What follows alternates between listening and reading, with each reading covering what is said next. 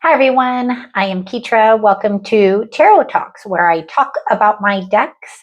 We interview the decks, and this gives you an opportunity to see my decks. And if you would like to do a reading with them, you can choose whatever deck that you've seen, and we can go from there. So I stopped by my good friend Jane's store. She has a metaphysical store. She's been here for about 20 years. It is Dragon Star Books, and it is absolutely amazing. You walk in, it smells beautiful. And the vibe there is just, it's just awesome. It's just such good energy all throughout that store. So she had this deck, and I just looked at it, and I looked at the back of the box, and I'm like, yep, that one's coming home. It's just beautiful. The illustrations are beautiful. The front of the box, I believe it's by Paulina Cassidy, and I think it says Joy de Vervi. I'm not very good with those words there, but here it is. And usually as soon as I get a deck, I'll shuffle it, and I really wanted to wait and show you guys some of the cards. So here is the Fool. Just absolutely beautiful illustration. The Magician. We'll just go through the majors really quick. The High Priestess. I mean, it's just transforming the information that you kind of receive when you look at these cards. It's different than the Rider-Waite cards, but somehow also similar. The Empress. See little skulls on her skirt. All the details in the illustrations. Here's the Emperor. So strong and determined. But the look on this one for me is a little bit light-hearted versus that rough, determined look on the Empress or the Emperor in the Rider-Waite deck. Here's the Hierophant, which I love this because that's my card, and she is me. Look at that. It's just beautiful. The Lovers. The Chariot. Strength. And so like this one, even in the Rider-Waite one, she looks so calm, but this one, she looks calm and peaceful, that tranquility between the two. And that's really what you need to find in yourself, right? When you're pulling from your strength, come from tranquility. The Hermit. Gorgeous. Wheel of Fortune. And I love the phases of the moon on that. And Justice. Look at that little guy back there. The Hanged Man, which is hanged kitty. So I love that. Death. So I like this one because death is rebirth, transformation, right? And like literally you can see this person or this animal. Well, no, it's more of a person. And it's riding what looks like a raccoon into the void, into a vortex, or into, what are those things called? I'm lost for words.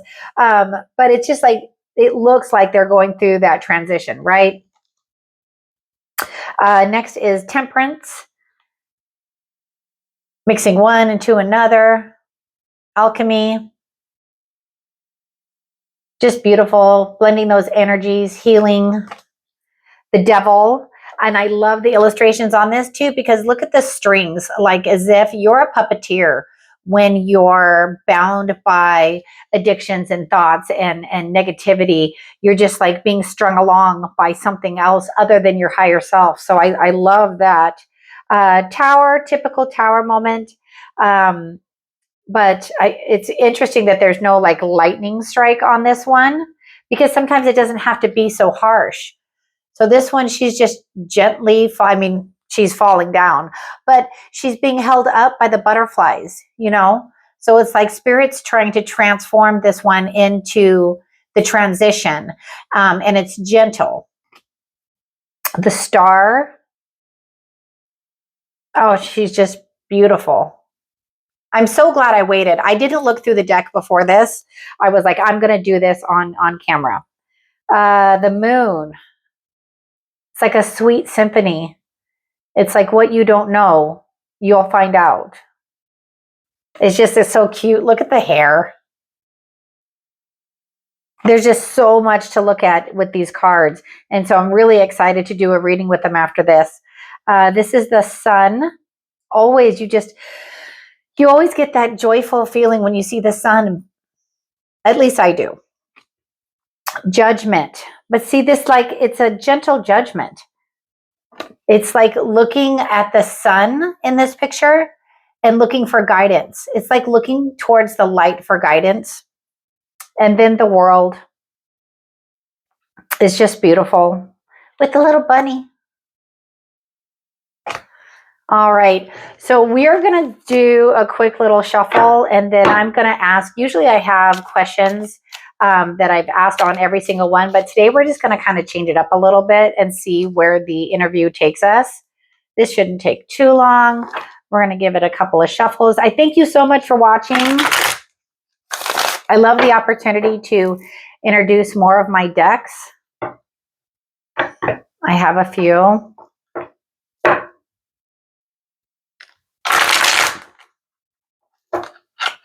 And again, if you could subscribe to my channel, like it, follow, share, all that fun stuff. Yeah, it shuffles really well.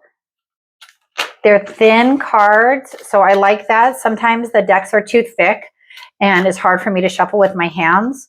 I always thought I had like long fingers until I started shuffling cards, and I was like, oh, I see others and the way that they shuffle, and they're so fast and they're so just choo-choo-choo-choo. And I'm like, I struggle. Usually I would use my like body to help me shuffle. But with that mic, I usually hit that mic. So I'm going to just try and do it this way. We're going to ask some questions and just see where we go. All right, deck. All right. We're going to call this the bunny deck. All right, bunny deck.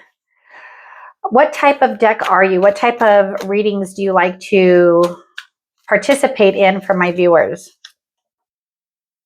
Knight of Coins. So this would be like Knight of Pentacles. And so the Knight of Pentacles is devoted to the process, devoted to the routine of what he needs to do to move forward, right? So I feel like this deck wants to show you how you can devote yourself to your process as you transition and go through on your journey, especially those times when we go through things that we just don't understand and we just need some clarity. So let's ask the deck, how do you provide clarity for my readers? The Hanged Man. So this deck is going to make you think. And that's exactly what I was saying when I was looking at the illustrations, is that the way that the decks are illustrated, I mean, it's just so amazing. There's just so much to look at. So this deck is going to make you think. All right. So let's see. What else can we ask our deck? What else should we know from this deck? I'm going to ask the deck to show me it knows me. So every new deck that I get, I always ask it to show me that it knows me in some way. The Hierophant. I literally just said that was my card. So when you find the right deck, and if you need help finding decks, I do have links in most of my videos of my decks. And then again, if I don't have it linked, you could just message me or email me, and I will send you a link on where you can buy one of my decks. Because when you find a deck, whether you see it online or you just go somewhere and you're like, I wasn't even planning on getting a tarot deck, yet here I am. Because literally I never thought I would have as many decks as I have in here. And then it's funny because I always say I'm going to have to join Tarot Decks Anonymous. But you just know. And like this deck obviously knows me because it gave me the Hierophant. So I absolutely love that. So we're going to end the reading. We've got Page of Wands. We've got the King of Wands. And we've got the Queen of Wands. Absolutely. So what this deck is telling me to tell you is be ambitious while you're on your journey. We're going to show you the cards because they're so neat. Be ambitious when you're on your journey. Don't give up. Be a seeker like the Page of Wands. Be divinely guided like the Queen of Wands. And be a leader like the King of Wands. Absolutely. That's so fantastic. I absolutely love this deck, and I'm probably going to end this video and do another collective reading with the deck because it's so much fun. All right. So as always, thank you so much for watching and have a great rest of your day.